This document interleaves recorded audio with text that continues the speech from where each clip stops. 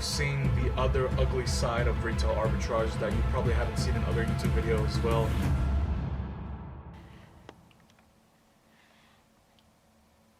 Wait, is this recording? Oh shit. What's going on, you guys? It's Vlad here. So today is such a beautiful day. It's 60 degrees outside in February, which is very shocking because that's not kind of weather you usually get. So since it's so nice outside today, what I decided to do is film the last part for this retail arbitrage series. And today we're going to be going to Ross, which is a store that I haven't really gone to before. I went there a couple times, so I don't really know what sells there.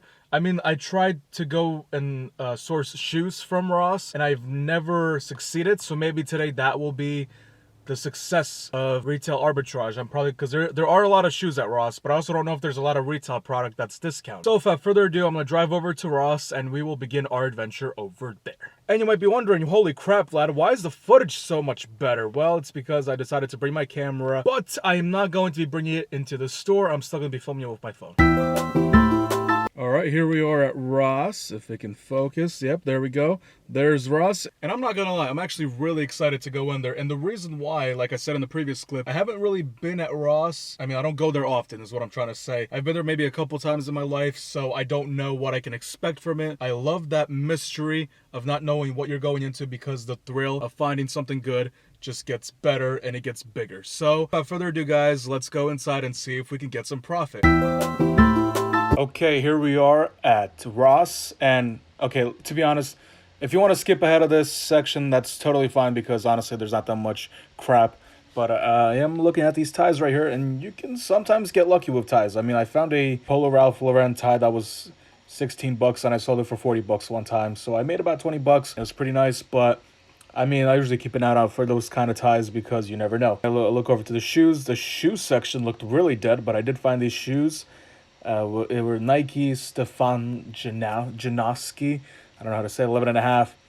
And I mean, I thought that were actually pretty unique because of the color scheme, but they were, I did search them up. There were no comps.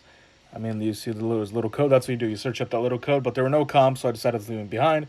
And they were also like 40 bucks, or was it $30? But my point is they're expensive. But I come over into this section and I'm looking, I'm like, okay, really isn't much, but I see these hand warmers, and I saw them before, $4.50. I searched them up, and as you can see on the screen, I can make some good money, but I left them behind because they did not sell that often. Okay, so you're probably wondering, why am I talking to you in the middle of this video? Well, the reason why is because I had an emergency come up right after that clip, and in an ironic twist of events, that was actually a good thing. Not the emergency, but the fact that it came up at that time. And the reason why is because there was practically nothing at Ross besides those hand warmers, which you could have resold for about 20 bucks and you could have made 10 bucks, but honestly, besides that, it was just going to be a waste of time. So instead, we're going to be finishing off this video by going to the Burlington Coat Factory. Now, we already went to the Burlington Coat Factory in the first episode, but we're going to be going to a brand new one that just opened up a couple months ago. So my expectation for the Burlington Coat Factory is a lot higher than it was for the one that we went to before. But anyway, I will see you guys in the car when we get to the Burlington Coat Factory. Alright, so we just arrived at our location, the Burlington Coat Factory, and actually, I've been here before once, but I never noticed that there was a TJ Maxx right next to the Burlington Coat Factory. So what I might do is, after the Burlington Coat Factory, a quick little trip over there, I'm going to stop over to TJ Maxx and see if there's anything there too. So let's not waste any time and go inside Burlington Coat Factory. And it's also, the rain is starting to pick up, so I want to get in there before I get soaked. Okay, here we are. We just entered the Burlington Coat Factory, and I'm taking a look over here. Now, honestly, a lot of the stuff, it was a smaller section than it was at the other one, but I saw these pop sockets, or not the pop sockets, the Funko Pops. I don't know the difference. I mean, I know the pop sockets are ones they put on the back of your phone, but $4.99 a piece. I scanned both of those, and as you can see, they're not really worth too much, so I decided to leave them behind. Then I went into another section. I'm just looking around because honestly, there wasn't much in that section. And as I'm looking, I see some water bottles, like the bottles, like shaker bottles and reusable water bottles and all the good stuff that you see a bunch of Visco girls use. And there's an Avalast, $4.99, and honestly I didn't feel like searching it up because $6.99 did seem pretty fair. Now we go back into that section where I saw those Funko Pops, and I saw these Stranger Things Season 3, as you can see, $2.99. It's some pretty good comps. I mean, they're selling not that often, but there are a lot of listings, so I could probably squeeze it in. But I decided to look at some hats as well because that was right across from that section, and I'm looking through, and that Adidas hat wasn't really worth much. There are actually no listings at all. There's this, it's a DC hat, like not Washington DC, like the skating company DC. That wasn't worth much. I mean, actually, there was no listing. The 76ers, there was no listing, and I decided to leave that. But I was looking through these fragrances, those Adidas fragrances, and as you can see, I'm putting up all 3 listings, and the price was $6.99, so $7. But that's how much they sell. I mean, it says $8, $8 to $9, and I honestly wouldn't be making a lot of money, so clearly leave that behind. And here I am looking at something that haunts me till this day. $16.99. That's not gonna be worth much. But before I left the Burlington Coat Factory, I decided to take a look at the shoes, and wouldn't you know it, here's some Nike SB by you. That's right, Stefan Janowski. And these shoes were $29.99. You see 11.5, $29.99. Now the comparable value, the $63, is actually pretty fair because as you can see, they do sell between $60 to $80. So that is a good sign, but I decided to leave them behind because it was too much of a risk. So after I left Burlington Coat Factory, I went back to TJ Maxx. I put my stuff in the car so this way it doesn't get wet because it was raining. And let me just save you some time. There was honestly nothing there that was worth anything, and there wasn't as much stuff. So I was literally there for 5 minutes, and I just left because literally it was a waste of my time. You like the jacket? I mean, I like it. It was only $12, but it makes me feel like $1 million.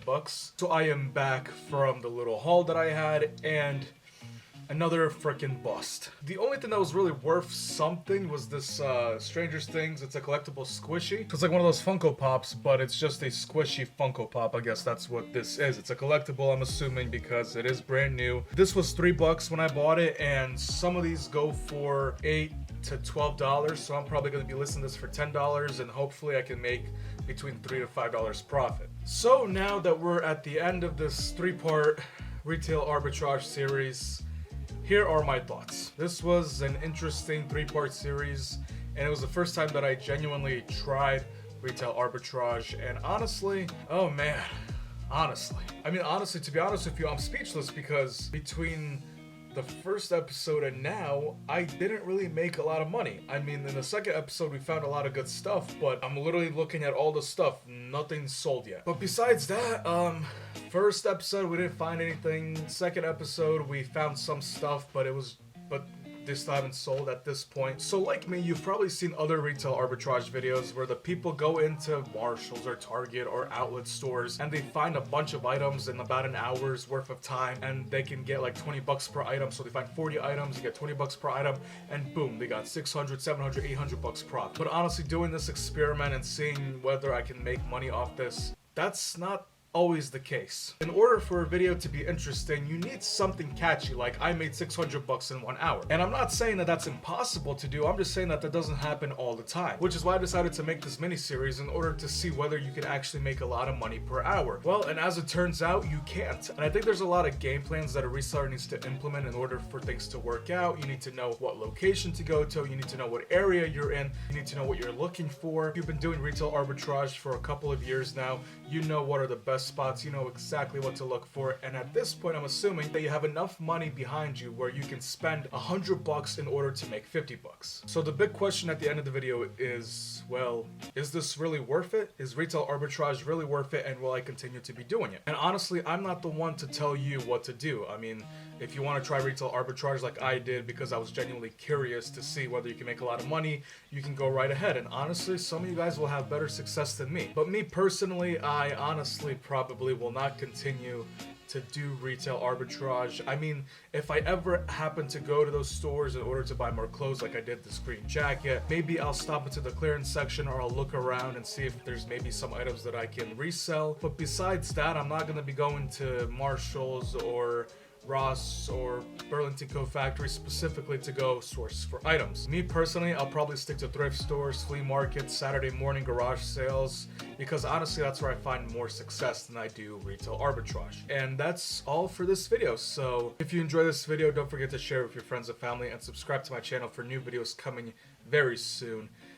So that's about it. This is actually the first time I've ever filmed a mini-series, so if you genuinely did enjoy this and you have seen the other ugly side of retail arbitrage that you probably haven't seen in other YouTube videos, well, this is, I think, the actual truth behind retail arbitrage, because there's a lot of days like this that lead you up to days of making 600 bucks in one day from finding one item that you could resell for 40 bucks a piece. But anyway, guys, that's all I have for today. I will see you next time for a brand new video.